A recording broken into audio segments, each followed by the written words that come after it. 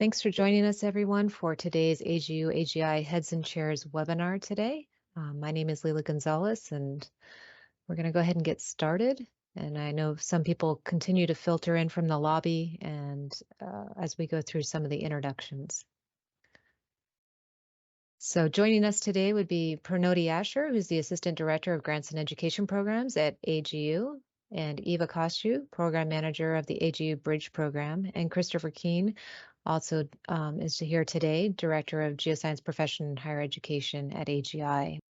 And with that, I'm going to go ahead and turn it over to Pranoti. All right, thank you, Leila. Really appreciate you doing those introductions.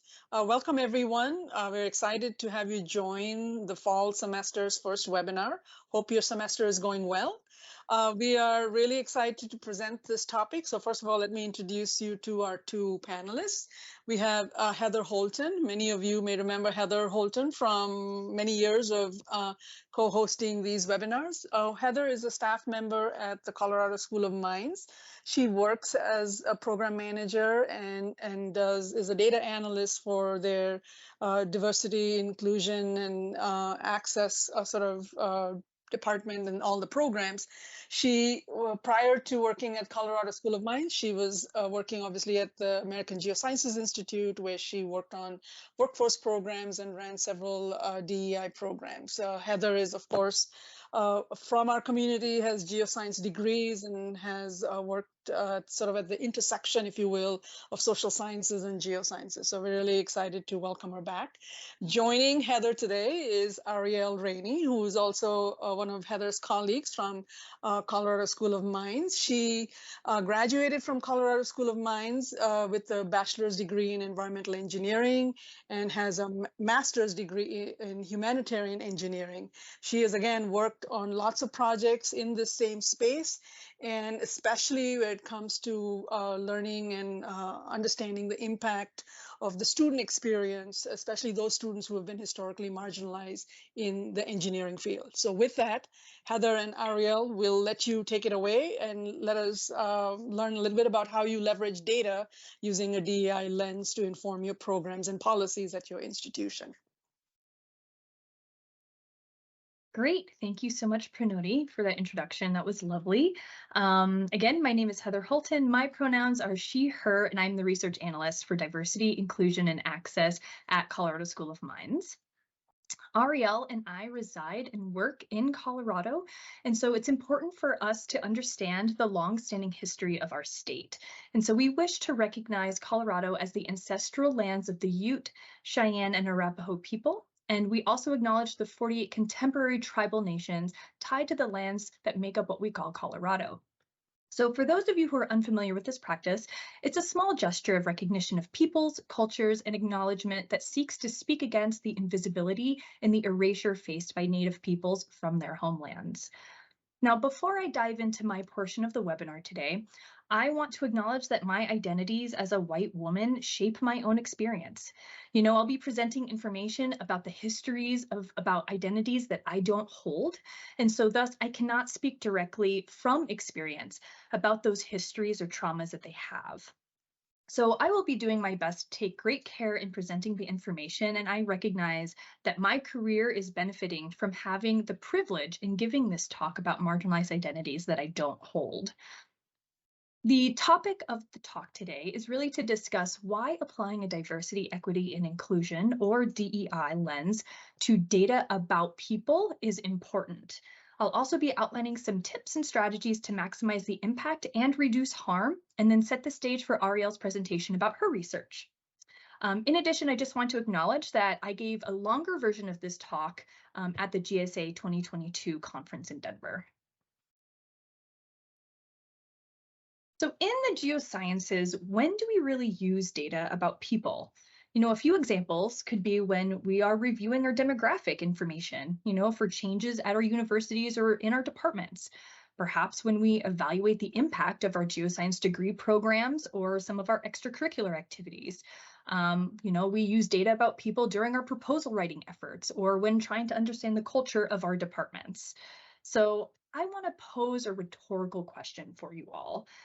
How can we clearly and objectively collect and present data that are true to the people, their experiences, and the work that we're doing in a way that causes the least amount of harm.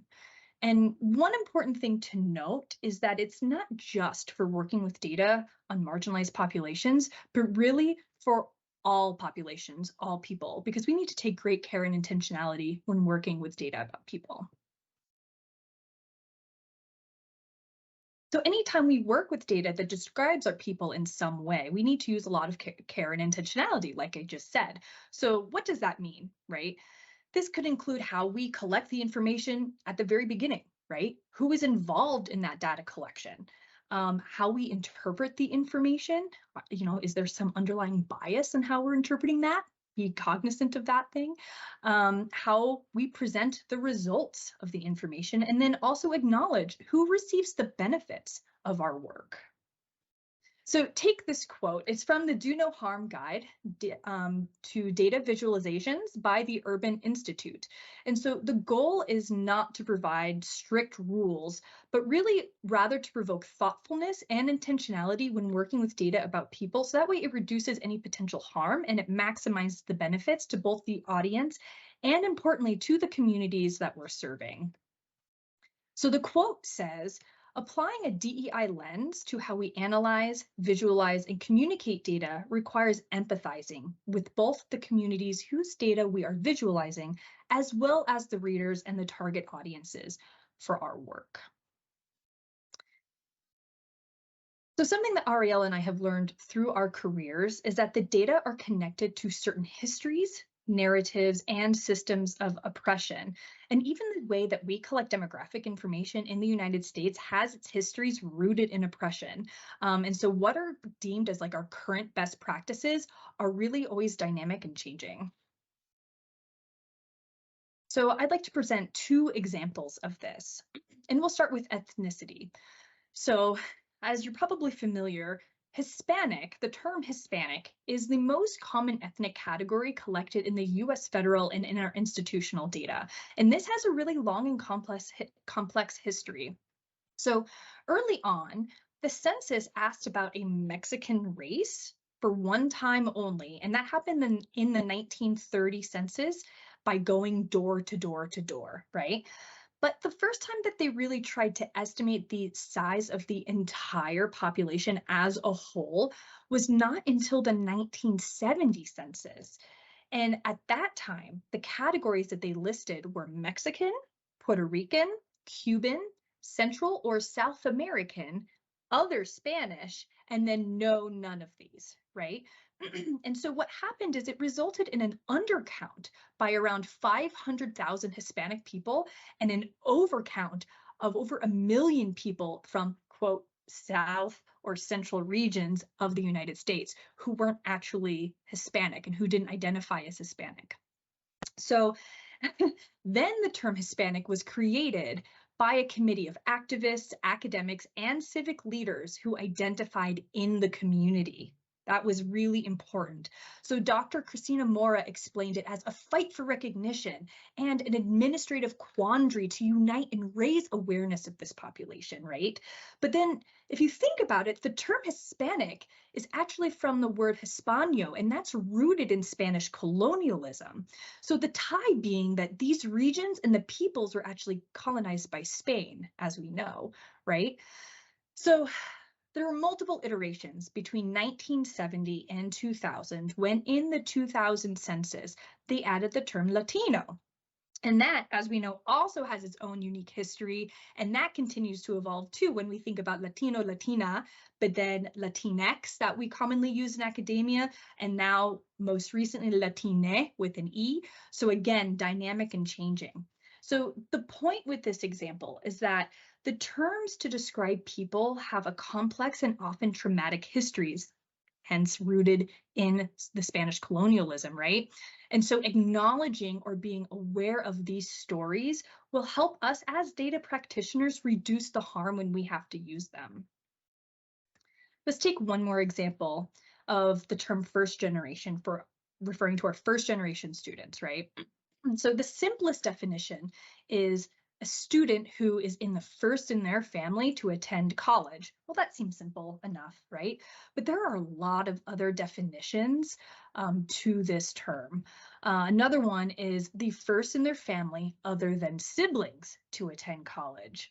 But then for some federal programs, they define it as a student whose parents or guardians that regularly live with the student did not receive a baccalaureate degree. So we're getting really specific there.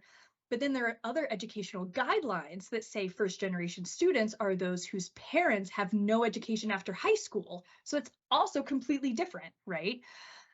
So it really all depends on how you ask the question and how you define the criteria. And these nuances really matter, because if the terms and the criteria are not properly or clearly defined, it can cause harm by limiting who is interpreted as eligible for your scholarships, your funding, your programs, or whatever it is you're doing to work with your first generation students, right?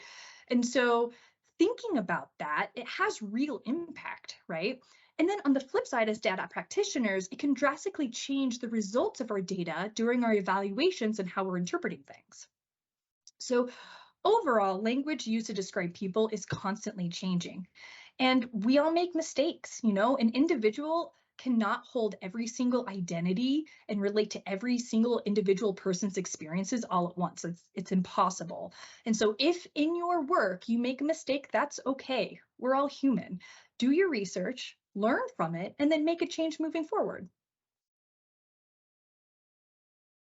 Now that we have some context about the demographics, here are some strategies that we use every time we work with data about people.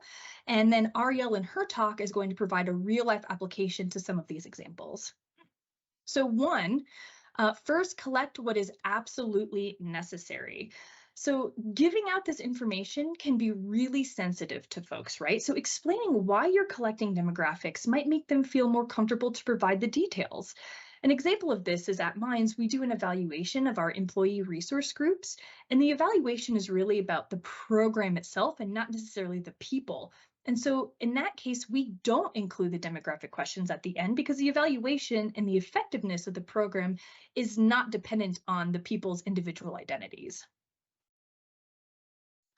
Number two is we also include our demographic questions at the end of our surveys. So being asked upfront to identify who you are can be a little bit triggering for participants, and it can lead them to subconsciously or even consciously modify how they would respond.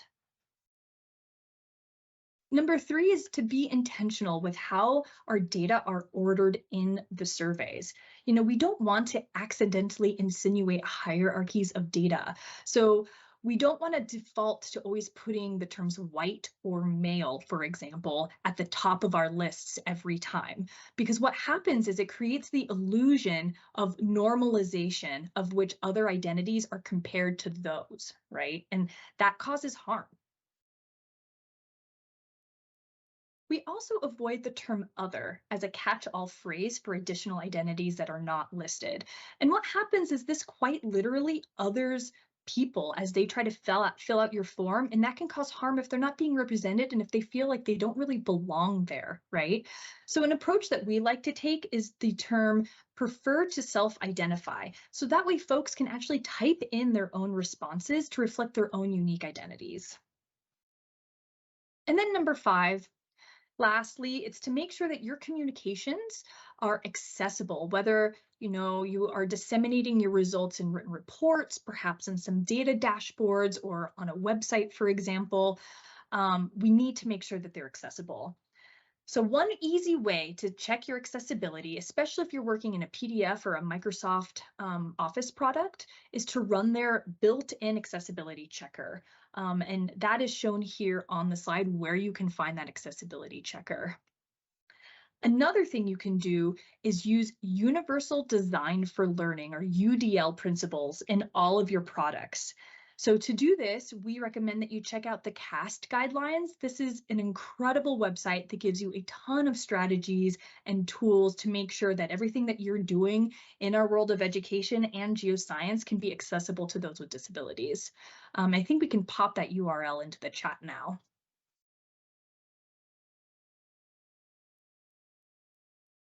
So let's go a layer deeper and discuss what we've learned along the way for our thoughtful and intentional practices. We want to paint a more robust picture by leveraging both the quantitative data, the numbers, and the qualitative data, right?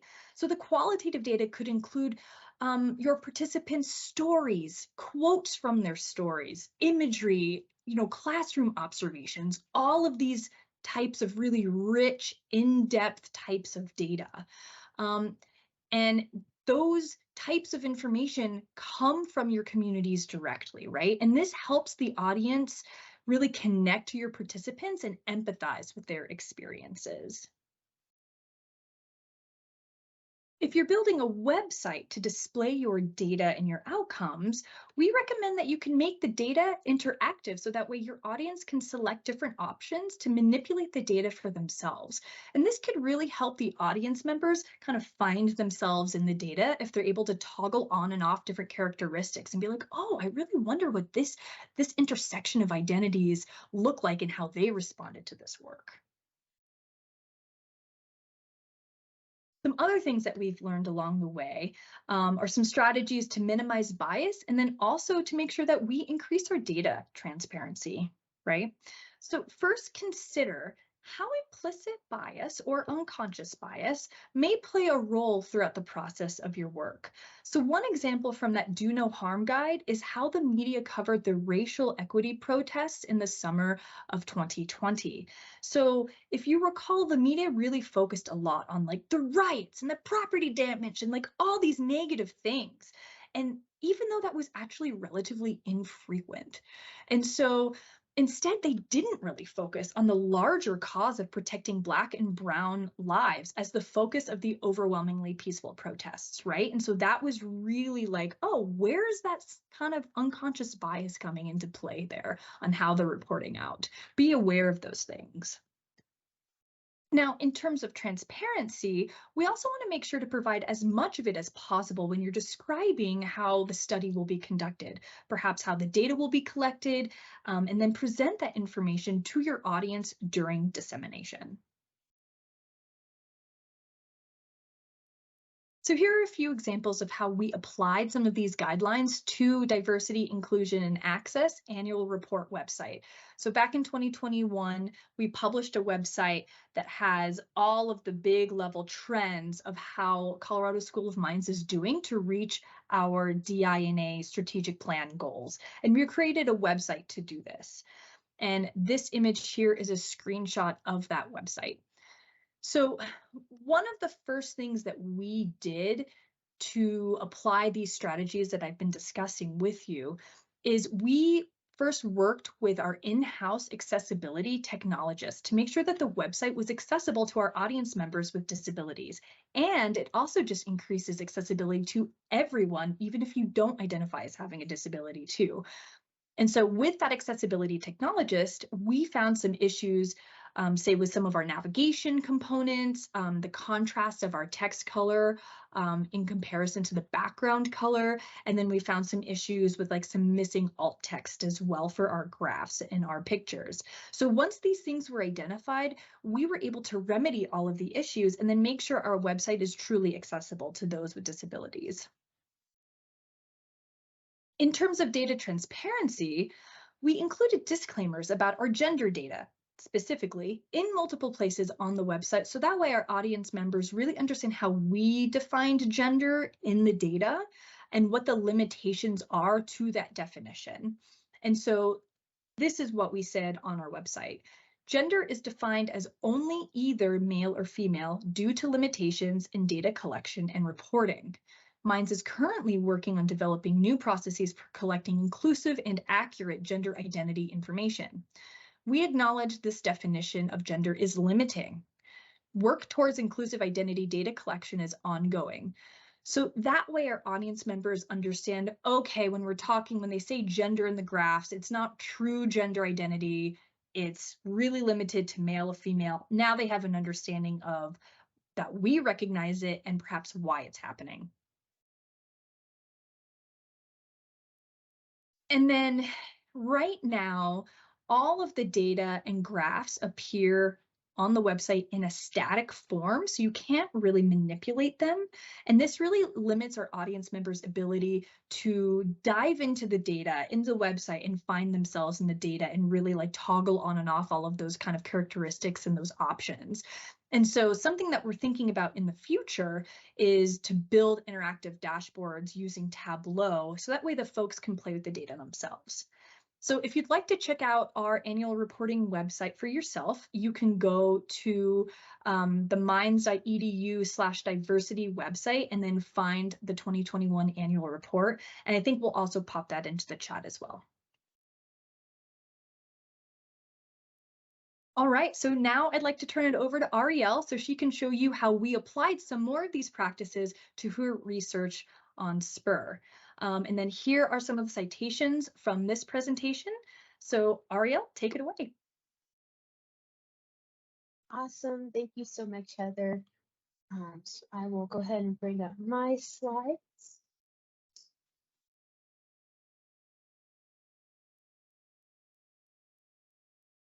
Okay. So I'm excited to share with all of you a project I completed as a part of Minds DI&A that was funded by Newmont Corporation, and this is called the SPUR Initiative, standing for Strategies Promoting Undergraduate Retention. And so SPUR was initiated when we first noticed a decline in the withdrawal rates of white students in fall 2020. And this was really exciting.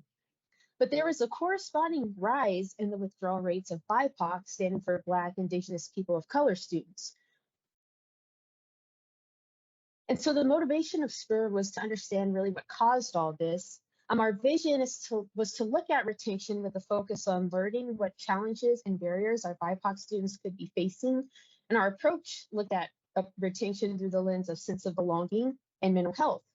Sense of belonging is described as the feeling of mattering, being cared about, and we picked that because literature explains how marginalized students often lack belonging. And we also chose mental health as a theme because of the effects of COVID and the significance of mental health at engineering institutions. So afterwards, we took our learning from students to identify areas of growth and opportunity for initiatives and programs that can avoid future withdrawal spikes like this. And we also crafted SPUR to be a resource that other institutions could use that may have or had similar retention challenges. And so that was the impact we hope to have on the broader STEM community. And so to carry out SPUR, we first started with collecting institutional data, working alongside our Office of Student Life, our Counseling Center, and our institutional research. And that all helped us confirm the importance of mental health and belonging for the study. And we also collected data about student experiences, talking with different departments, such as our multicultural engineering program, all to understand factors that affect underrepresented students. We used all this data to inform SPUR so we could understand critical points within a student's academic journey and factors affecting student retention. And so our SPUR results are co-formulated strategies with our leadership, where we've looked at structures and support for initiatives to create or strengthen ways to support our student retention. All right, and so diving into our institutional research, this graph is showing student responses to a couple items taken from withdrawal forms that students fill out with our Office of Student Life when they inform leadership of their desire to leave Minds. And so when asked about their sense of belonging outside of community, which is the graph furthest on the left, there were nearly matching percentages of students who felt they had community outside of the classroom as there were students who felt they did not. The survey also asked about students' self-reported involvement in multiple organizations at our institution on the right, to which majority of student respondents indicated they were not involved. And so when students lack engagement outside of the classroom, it negatively affects student outcomes such as retention. And so we know the historic emphasis on integration and assimilation that we often see with retention literature can create an environment where assimilation is expected, and that can hurt BIPOC populations by neglecting the unique cultural contributions these students can add to enhance the institutional culture. And that could result in BIPOC students feeling forced to fit in instead of that engagement happening naturally.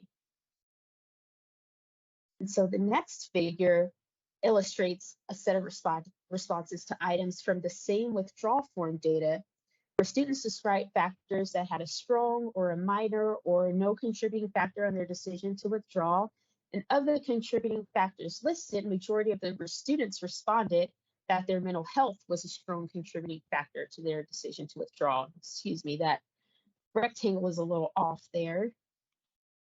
And so here are the research questions for SPUR that we crafted. What are the reasons and experiences students have that influence them to consider or to withdraw or consider withdrawing from mines? What are the similarities and differences between different demographic groups and their reasons to withdraw? At what point in their academic career at mines do students withdraw or consider withdrawing? How are sense of belonging and mental health associated with mines students' decision to withdraw? And how has COVID influenced withdrawal trends between 2020 and 2022? And so our survey was open for roughly a month, February to March 2023. It had a combination of open-ended questions asking students about their experiences that caused them to withdraw, like art style questions that focus on mental health, sense of belonging and community, because of what research told us concerning the challenges surrounding retention at engineering institutions, and because of what we learned through our institutional data. And other items we asked about with our like art style questions were feelings about mines as an institution and feelings about STEM in general. So as was stated in the objective slide, many departments helped inform our overall study design and overall survey instrument. So we used purposeful sampling to identify and recruit certain populations of students. That included BIPOC and white students who have withdrawn, who have thought about withdrawing but stayed, and students who never considered withdrawing. And we recruited these students through reaching out to withdrawn students pulled from our institutional data, connecting with students through our multicultural engineering program, and getting referrals through invitations in our Minds DEI newsletter. And so this table overall reflects the perspectives we were able to capture through our recruitment efforts. And gladly, we had almost 50% representation in terms of BIPOC and white students, and also female and male students. And we did capture a few students who identified as gender fluid. And so ultimately, we collected data from 34 respondents total. And so to answer our first research question, what are the experiences or reasons and experiences students have that influence them to withdraw or consider withdrawing from mines? These are the top reasons students describe in their qualitative stories as their reasons for withdrawing. And so I want to note that the number of cases refer to how many students describe an experience related to the theme, while the number of incidents refer to the specific passages within the qualitative data that the student provided. And so the themes that I'm highlighting first, they also had the most BIPOC representation in terms of cases represented, as you can see with the percentages. And so the first theme is academic reasons that had a total of 35 incidents, and some quotes that highlight this theme. Well, this theme refers to students describing issues with their instructors and obtaining help, having expectations and preparation that didn't match what they needed for mines. And the quotes are as follows. When I reached out to my professors directly, many of them did not care or offer to work with me to get through their class while I was struggling. I had several experiences with professors who were at best apathetic to students' concerns and questions, at worst erratic and condescending. First, I was not mentally prepared to focus as much time and energy as was necessary to do well in my classes.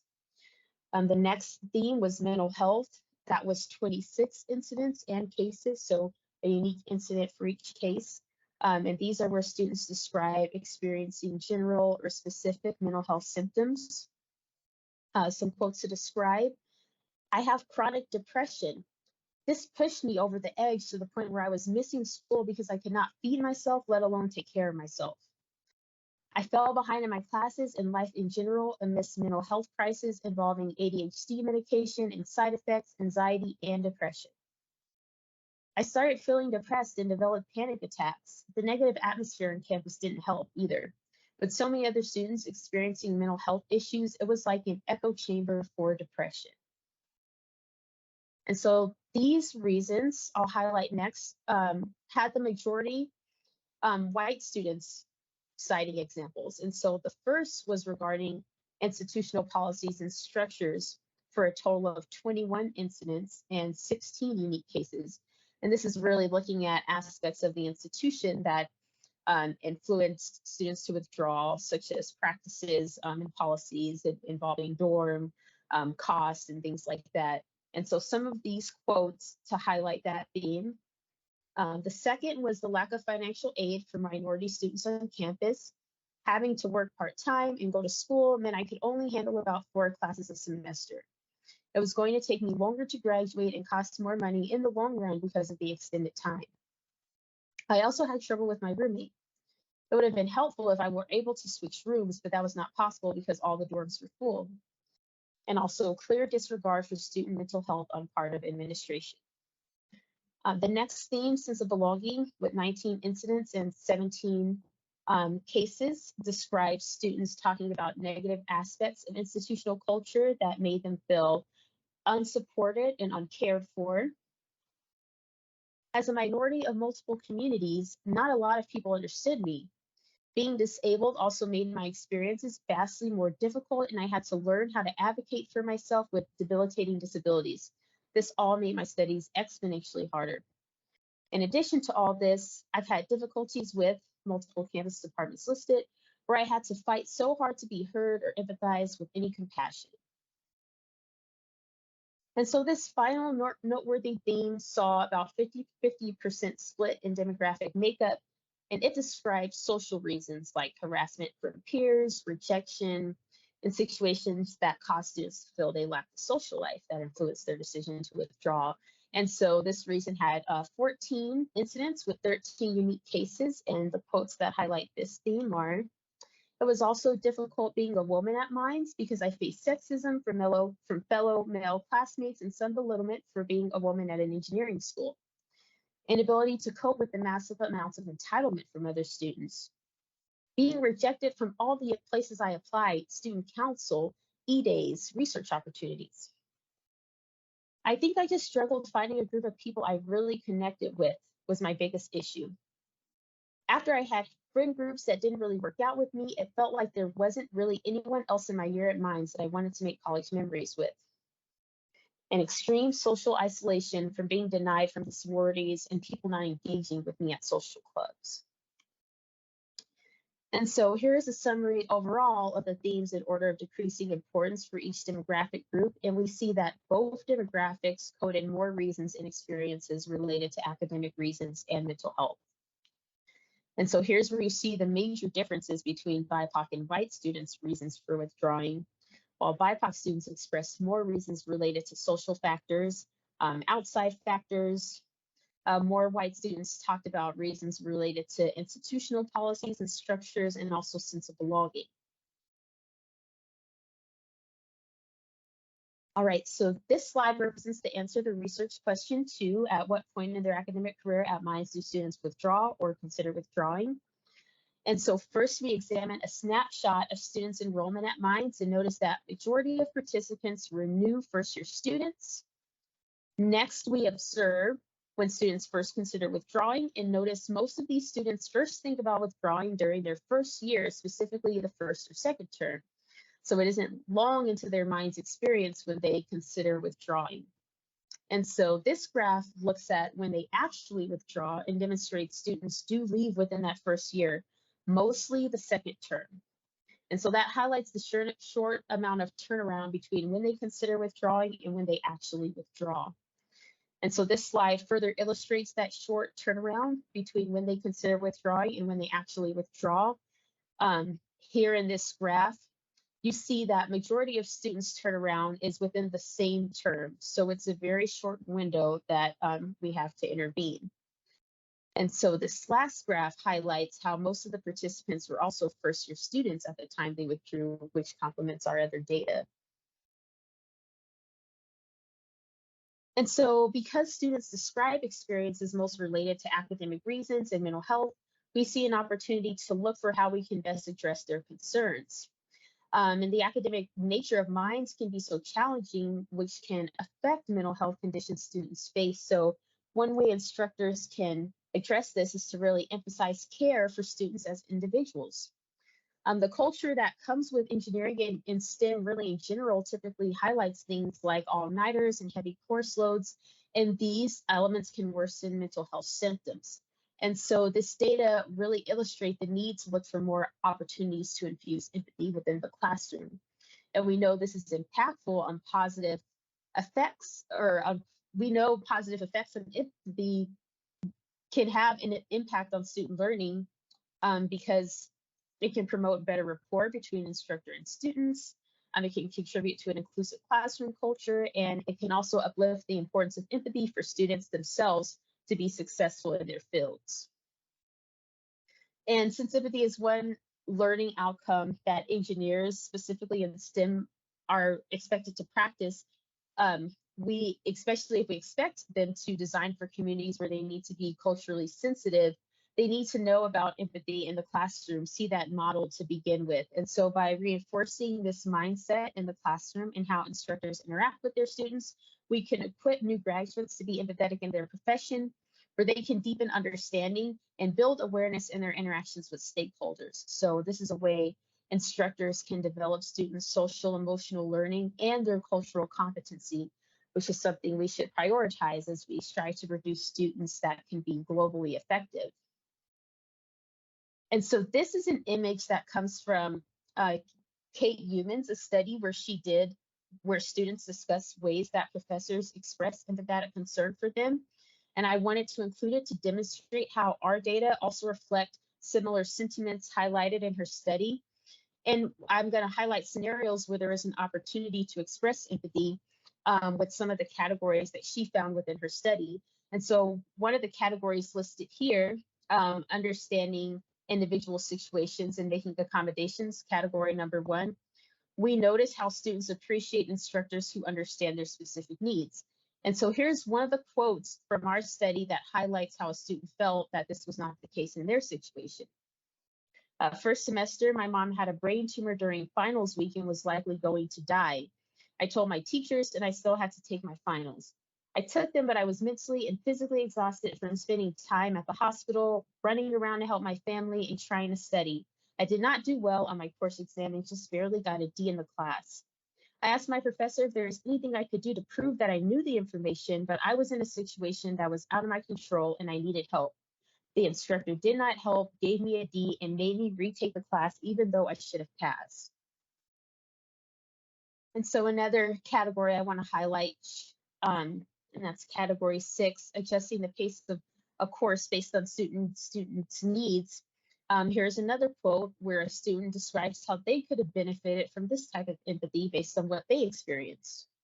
I really enjoyed my course, but once I got to this course, I had a really bad experience. I felt like they started off too fast in the class. I could barely keep up, and it was very difficult for me to get the help that I needed during office hours because so many people also needed help. So I had very little time with the instructor helping me personally.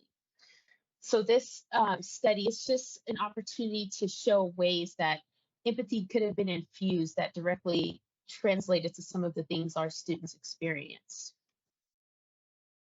And so looking at our data for research question 3, how our sense of belonging and mental health associated with Mind students' decision to withdraw. This graph is comparing BIPOC and white students' responses to a few of the mental health items included in our survey instrument. Feelings of being down, depressed, or hopeless, trouble concentrating on things that I enjoy, and feeling nervous, anxious, or on edge. And so here we see that all students agreed to feeling nervous, anxious, or on edge, 100%. And really all of the mental health items asked in the study had majority student agreements. And you also see we had 100% white students who agreed to feeling down, depressed, or hopeless. These items compare responses between BIPOC female and male students. We don't have gender fluid represented in this image particularly, and their level of agreement for the following items: feeling nervous, anxious, or on edge, feelings of being down, depressed, or hopeless, but also feeling bad about myself, that I'm a failure and or have let myself or others down. And so I want to point out how failure is a significant theme for BIPOC females, with 100% agreeing to this item. And 93% of white students also agreed to this item.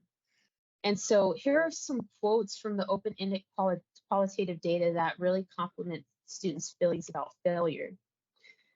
With minds being such a high standard when you are there and when you are not, I felt like a failure when I withdrew. I felt like I was dumb and that I was never going to get anywhere in life. I felt that I wasn't good enough, and even though I was giving it everything I had day after day, I still came up short. That kind of cycle makes you feel worthless. It makes you feel that you are a failure. And so one of the most interesting findings from that Likert scale data was this theme of failure. And we learned failure from the literature occurs when there is a disconnect between intended achievement goals and what essentially happens. And so this common experience of failure or feeling like a failure gives instructors a real opportunity to prepare students for the natural expectation of failure that is a part of STEM. Students' perception of failure can also be measured through 5 different constructs. There's mindset, goal orientation. Are students just trying to pass a class versus are they trying to learn? Their fear of failure, and there is also an assessment that exists in literature that can measure students' overall fear of failure and helps pinpoint where that pinpoints the root of that fear. Their attributions, do they associate that failure with being something internal to them versus external by their environment? And their coping responses, how do they handle failure? And so since failure is a valuable skill for students to experience and become successful in dealing with scientific barriers, it is necessary for students to understand how to interpret and respond to their failures and not allow their failures, which are common in STEM, to deter them. And so not only does mitigating failure produce resiliency in students, which they'll need when they work on projects, it can also foster creativity and innovation where students will look for other approaches and mechanisms to problem solve and expand beyond what hasn't worked instead of only trying one way and giving up after a failure. And so if we can teach students to embrace failure now, we can focus the conversation on what to do in the aftermath. And so this next grouping of items looks at the most compelling sense of belonging and community items between BIPOC and white students: lacking support, feeling left out, and feeling like I don't belong. And while we do have majority agreements, it is to a much lesser extent than we saw with our mental health items. And we also see more white students agreeing to these items than BIPOC, which, tying back to that hypothesis, does not reflect that more BIPOC students are experiencing a lack of belonging. This slide is reflecting some total coded incidents of how students experience belonging in community and also how they lack belonging in community. This was one of the open-ended questions in our survey. While more BIPOC students do state how they experience lack of community and belonging overall in the qualitative portion of the data, there are more coded references of how students did experience belonging in community, almost double that than the students who did not. So some ways that they described that they did experience it had to do with their dorms, our multicultural engineering program, and work study jobs. One quote says, my roommates for the time I was at Mines were very supportive and connected me to a part of the Mines community. I was a part of MEP, which was crucial to my success and sense of belonging on campus. I have friends and support through the programs of MEP, such as SHAPE and NSBE. Some ways they describe a lack of belonging in community had to do with their identity and just not feeling connected to the Mines community overall. These quotes were, being a Black female, I felt as if I didn't have support and like I wasn't connected to everyone else at Mines. I only had a few friends and advisors that made me feel supported. I did not feel supported, connected, or a part of the Mines community at any point during my time studying at Mines. So basically, I just wanted to highlight this slide here to show that there were a good amount of students who do say that they experience belonging in communities. So, and it also just illustrates how this factor is not discussed as having as much of an impact as mental health in response to our research question 3. But it also provides us with an opportunity of how we can reach more students who are not experiencing belonging in community, because we do apparently have some structures in place that foster that. And then just for the last research question, this graph is just reflecting the number of students who said that COVID had some effect on their decision to withdraw.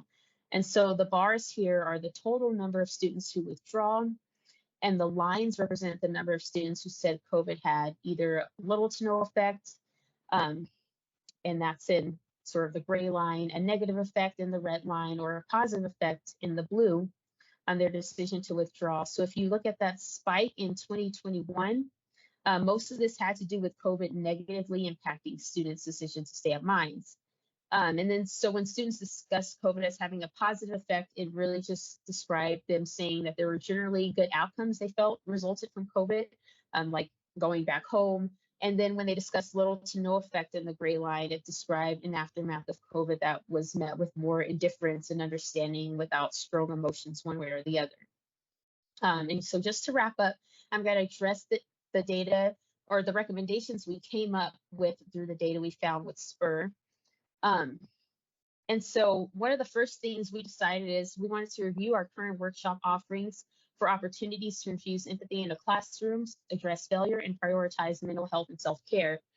So our institution has a department called TREFNI, and it's sort of this innovative instruction center that implements transformative teaching and learning. And so across institutions, departments can create opportunities to train and coach their faculty on ways to build an empathetic classroom space, and one that shows care towards students' mental health and addressing failure through similar vehicles like a workshop or a guidebook for best practices, or whatever ways generate the most interest within a respective department that can most reach faculty. Some specific ways we found through our research for inspiring that empathetic classroom space were things like making sure to gather feedback periodically throughout the semester so that faculty can take into account how students are feeling and things that they'd like to see. Another way is putting flexibility into schedules to account for major events that can come up in students' lives where they might miss a class or exam and such, and so they can stay on track, but it also won't jeopardize the pace of the course.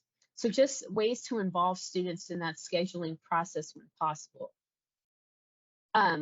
For mental health, faculty should also encourage students to disclose conditions they have that can affect their learning, as well as include mental health support options in their syllabi. And so students may wait too late to try to address an unmet accommodation. And so for personal issues, it's really imperative that faculty are creating a safe atmosphere of trust so that students can meet with them early on about support that they need. Because we know that students may not always relay this information early to make sure those support structures are in place. And so at Mines, as I'm sure is the case at other institutions, we have a department for disability support services, but it may not always encompass mental health conditions that can change the nature of how students deal with their coursework. And then lastly, faculty can just make room for failure in their classroom, such as sharing personal stories of failure, encouraging a growth mindset, letting students know that their capabilities aren't fixed and can grow with effort. And those are just some ways to accomplish that. The next recommendation we came up with were to really pinpoint first-year courses at Mines to discuss mental health and failure topics. And so we have courses that are specific to first-year students due to that being the vulnerable time frame when students may withdraw from an institution. Departments can take a similar approach in offering a course or workshop or seminar specifically to their first-year students to discuss things like mental health and failure early on. Some potential items can include strategies for handling early feelings of burnout, failure, and exacerbated mental health conditions. It'd also be helpful to facilitate conversations around stress management and time management and encourage students to help and support one another in those strategies. And even if that's something offered institutionally on a department level, you have the opportunity to make it specific to situations that may occur in your discipline, because you'll know those rigorous courses that you really want to hone in on and offer success strategies from previous students. And then lastly, panels are a good way to include previous students that can discuss ways they have experienced and overcome failure. And you can make sure to target or to discuss specific or certain courses with high failure rates. And then our last approach was to make sure we just complement our existing programs so that we can strengthen those with our data. And this is something other departments could do as well. Some things at Mines specifically we have are a program called Bounce Back through our Center for Advising. And it's a semester-long course where students are encouraged to take when they fail or withdraw from a certain amount of classes. And we also direct students to a local program called Untapped. and that offers coaching for time management and other skills for students with undiagnosed mental health challenges. So those are just a few things we offer that we can evaluate and see what areas we can expand or improve. Our counseling center also has workshops, and so we can expand those workshop offerings to include something on failure or feeling like a failure. And then we have a mechanism we're in the works designing to catch struggling students offered through our Office of Student Life. And basically it'll be a survey, which I believe will be offered for first year students, where they will understand students' feelings about things like the academic environment that they're dealing with, their mental health, and their feelings towards failure from what we learned with SPUR. All right, and so lastly, I just wanted to say one of the deliverables that we produced from SPUR for Newmont that we could share with other institutions. And so it's a toolkit. The first piece of it helps institutions with a background in design for understanding their own retention challenges. It has this literature review that discusses key factors that affect retention and frameworks that are helpful tools in choosing the lens in which to interpret retention challenges. And so this chart I'm showing is just like a visual comparison of the different frameworks that accompany the literature review, and it can help institutions as a foundation to start their own research and education on their retention and figure out what framework could work for their needs. They can use this as a guide to inform their own research design and methodology. The next piece of that toolkit is our actual survey instrument. And it has the open-ended questions that we ask about their withdrawal experiences, the like art style questions asking about mental health, sense of belonging, etc., with the demographic questions at the end. And this tool can help institutions measure what's going on with their retention, and you can modify it as well. And because it has that time component, it can help institutions identify the critical timeframes when students may be most vulnerable to withdrawing. And just the last piece of the toolkit was the findings, a table of the reasons that we found that caused students to withdraw and those recommendations, as well as the demographic differences between those reasons. So it was just a way for institutions to see some recommendations that we came up with and that were already in progress, so they could have suggestions with their own approaches to meet retention challenges. And so that is one of our major deliverables from this project. And so this was just a thank you to all of to our donors and just to everyone who helped participate in designing SPUR. And last for questions.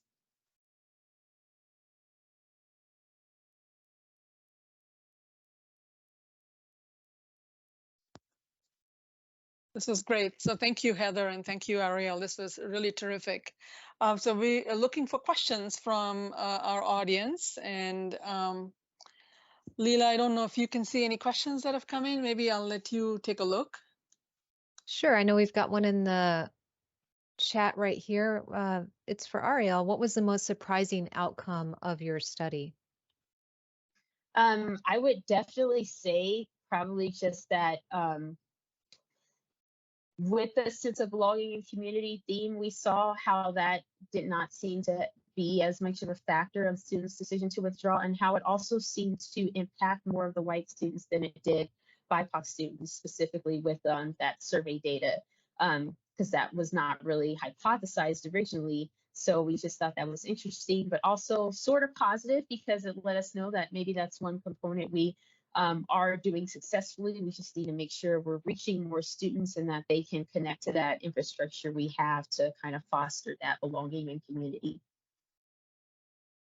And I just have a follow-up on that. Did you determine any changes to future surveys or future work based on the results? So, for example, you had said that that was a very interesting result that came out of the study. Maybe follow-up questions on future surveys to kind of ascertain why there is that difference, or any other changes if you do a future study on this? That I am not too sure. I know some departments, specifically like with our multicultural engineering department, are trying to kind of leverage this data for future work. So I know there's conversations around it, but I don't know how we might hone in on that community sense of belonging topic specifically to see how we can kind of further understand the differences in those communities. Great, thanks for that. We've got a couple more rolling in on the chat here. What was your response rate to the survey for students who withdrew, and when would you send them the survey? So for example, how long after they withdrew did you send the survey to them? Well, some of these students dated back to, I believe it was fall 2017 when the first cohort that we were looking at. So some of these students have been years since they withdrew, since between 2017 and 2022 that the data looked at. So some it was a significant amount of time and some it was like a year or semester ago. Great. I think we've got another question here too, following on about the data. I'm just going to read it and let you answer it from there. On data, socioeconomic background has been cited as an important factor related to student success, so seems worth considering in research on pedagogical strategies that support student learning success. On my campus, Pell data as a proxy for SES is essentially impossible to get. What do other people use as a proxy, or what do you recommend to use? Yeah, that's a great question. And it's interesting that the Pell data aren't available for your organization. And I would like to investigate why that is. I don't know if you know some of the folks in your institutional research group, but at Minds, we absolutely have that information. And so what I don't actually have a great answer for you because we have access to the information. So what I can do is I can go and do some little more investigating as to how we collect our Pell data and if there are other alternatives out there. And I would be happy to email Leela or Pranoti with a more in-depth and informed response for you. Thanks, Heather. Oh, it's available, but IR says they can't legally give it to us. That might be a state thing. What we do is we don't get the numerical amount of what their socioeconomic, like what their income is, but we get a yes or no. Like, do they qualify as Pell eligible? And then depending on what we do for like some of our grants, for instance, we'll write in SES in our grants. And so since Minds in the state of Colorado, Minds is the most expensive public university, we have metrics that will say it'll be 150% of Pell that will still make our students eligible for this grant or this award or whatever. And so we can do those calculations based on our IR. So I think it just depends on maybe the granularity and how much they're actually able and willing to give you legally.